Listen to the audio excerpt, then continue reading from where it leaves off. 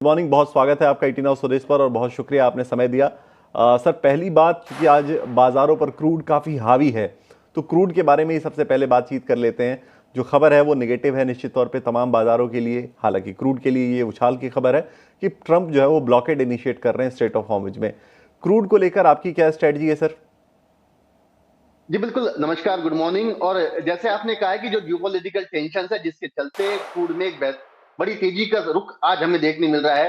करीब करीब 6 से 7% की तेजी अभी हाल फिलहाल देखी जा रही है। वही गोल्ड और सिल्वर देखते तो 1 और 2% डाउन चल रहे हैं अभी। जो पीस टॉक चलने वाली थी ईरान और यूएस को लेके पाकिस्तान में, वो पूर्ण रूप से फेल होती हुई नजर आई है। और स्ट्रेट ऑफ हार्मोज को अब जो है एक दिक्कत जो हो रही है वहां से क्रूड ऑयल सप्लाई कर देंगे, जिससे चलते भी तेजी आई है।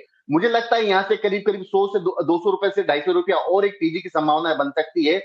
10,100 10,150 के आसपास क्रूड लेवल्स यहाँ से आने की संभावना लगती है। 9750 के आसपास बाय करना चाहिए। 9600 का स्टॉप लॉस मेंटेन करके 10,100 का टारगेट दिखा जा सकता है।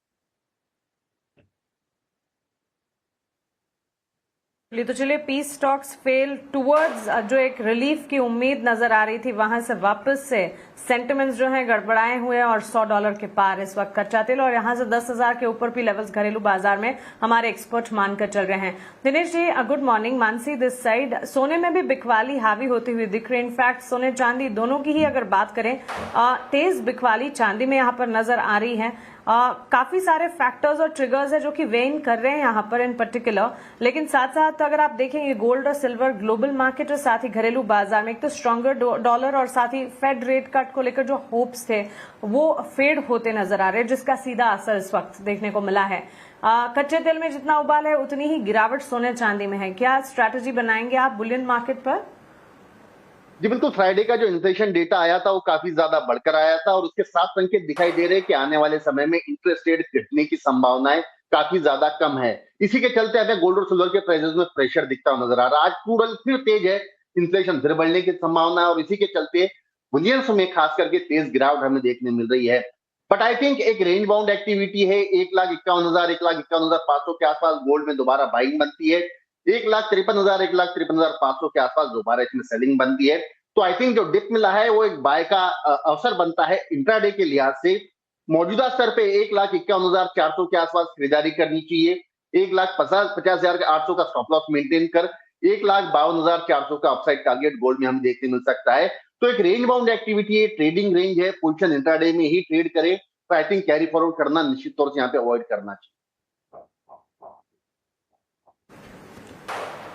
ओके, तो चलिए, ये राय गोल्ड सिल्वर पर इन पर्टिकुलर हमें मिलती हुई, लेकिन साथ साथ बेस मेटल की चाल पर भी नजर रखनी चाहिए। दिनेश जी, एक मिक्स सिनेरियो लास्ट वीक तो हमने बेस मेटल की चाल में देखा था, लेकिन इन पर्टिकुलर आज के सत्र में जिस तरह के इम्पैक्ट नजर आ रहे हैं बेस मेटल में, क्या कॉपर और एल्यूमिनियम में कोई अपॉर्चुनिटी बिल्ट होती दिख रही है और यहाँ पर इन स्तरों पर क्या एंट्री लेवल्स आप खोज रहे हैं? आपकी स्ट्रैटेजी क्या होगी? जी बिल्कुल, बेस मेटल्स में सबसे स्ट्रॉन्ग काउंटर कोई नजर आ रहा है तो वो एल्यूमिनियम नजर आ रहा है। 363 के लेवल पे आज ट्रेड कर रहा है। करीब करीब 5 रुपए की तेजी दर्ज की जा रही है। अगर हम एलएमई के लेवल देखते हैं तो 3530 का बहुत बड़ा रेजिस्टेंस जोन है, एक बहुत बड़ा ब्रेकआउट है। आई थिंक 3530 क्रॉस करते ही $100 से $1,200 की और तेजी बन सकती है।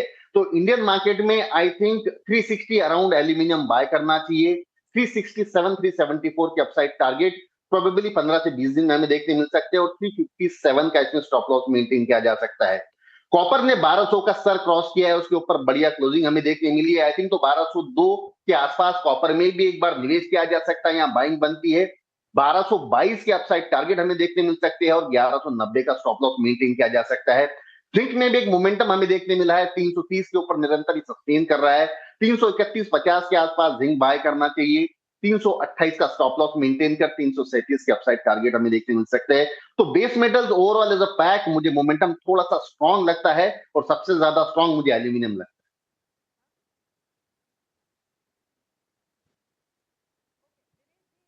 अबाउट टू जी मानसी। क्लोज, लेकिन क्विकली रुपए करेंसी की चाल पर आपसे एक राय जानना चाहूंगी। शुक्रवार के स्तर से 65 पैसे फिसल चुके हैं हम। एक समय था एशियाई बाजार में रुपी सबसे वीकेस्ट था, अब वापस से उन्हीं स्तरों के नजदीक जाता हुआ रुपया।